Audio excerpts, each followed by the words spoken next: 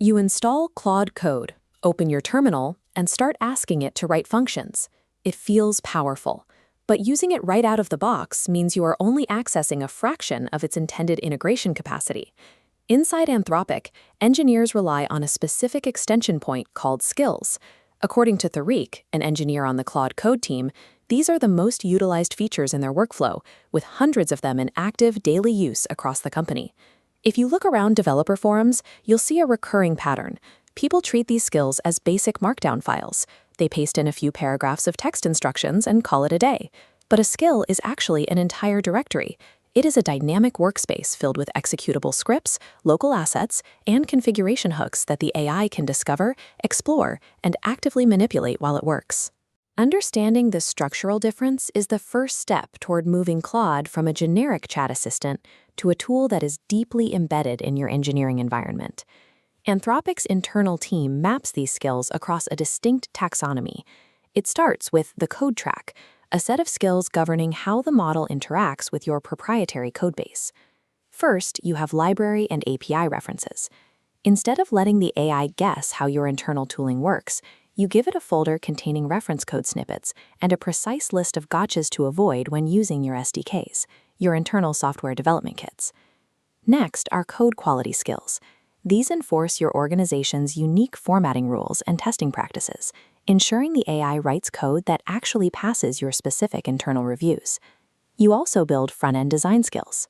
Anthropic engineers use these to guide Claude's aesthetic choices, explicitly instructing the model to avoid generic UI patterns like default fonts or common purple gradients. Once the code rules are set, the taxonomy shifts to the workflow track. This moves the AI from writing isolated scripts to executing entirely automated multi-step processes. Take business process workflows. You can build a skill that enforces schemas for your internal ticketing system, ensuring the AI fills out required fields and automatically pings human reviewers in Slack. Then there is product verification. You pair the AI with external testing tools, like a headless browser. The agent physically drives the sign-up UI, programmatically verifying that the code's behavior matches your assertions before reporting back. You then layer in content generation skills. The AI scans your merged pull requests, the proposed code changes from your team, and pulls data directly from GitHub to automatically format your daily stand-up posts. By combining these code and workflow categories, the AI stops waiting for you to copy and paste prompts. It operates as an active participant in your software development lifecycle. The final tier of the taxonomy handles live environments, the ops track. Here, data fetching and service debugging skills map out your monitoring stack. You teach the AI exactly which dashboard IDs to check and how to connect specific error symptoms from an alert directly to the right query patterns. Finally, infrastructure operation skills handle routine maintenance, like cleaning up orphan storage volumes. To do this safely, you configure on-demand hooks, strict rules that block destructive actions like dropping a database or force pushing to production, unless specific conditions are met. Defining these explicit operational limits makes it secure enough for your engineering team to let an AI interact with your live production infrastructure. You know what categories to build. To actually engineer these skill folders, Thariq's team follows a strict set of architectural rules. First, give the model flexibility. Instead of forcing the AI down a rigid path, you include a JSON configuration file, a standard text format used to store structured data. If a necessary detail is missing, the agent pauses its execution and uses a multiple choice tool to ask the human user for the context. Next, optimize the description field. When Claude Code boots up, it scans every available skill. Your description needs to be written for the AI's parsing logic, acting as a highly specific trigger detailing exactly when to deploy the tool. You also need to give your skills memory.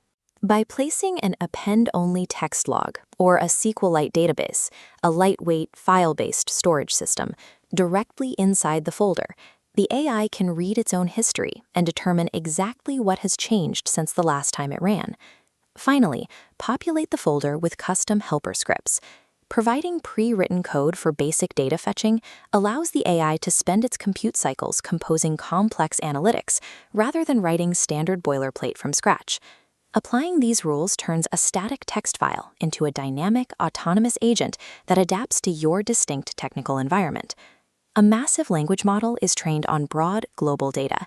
It inherently lacks any knowledge of your proprietary legacy databases, your specific deployment pipelines, or your internal design systems. Without a customized integration layer, the AI remains detached from the actual friction points slowing down your daily work. These structured multi-file directories are the definitive bridge. They translate generalized machine intelligence into a highly specialized extension of your engineering team. Stop trying to manage complex deployments with fragile single-file text prompts. Open your IDE, create a hidden .claude skills directory in your repository, and start architecting your first dynamic skill today.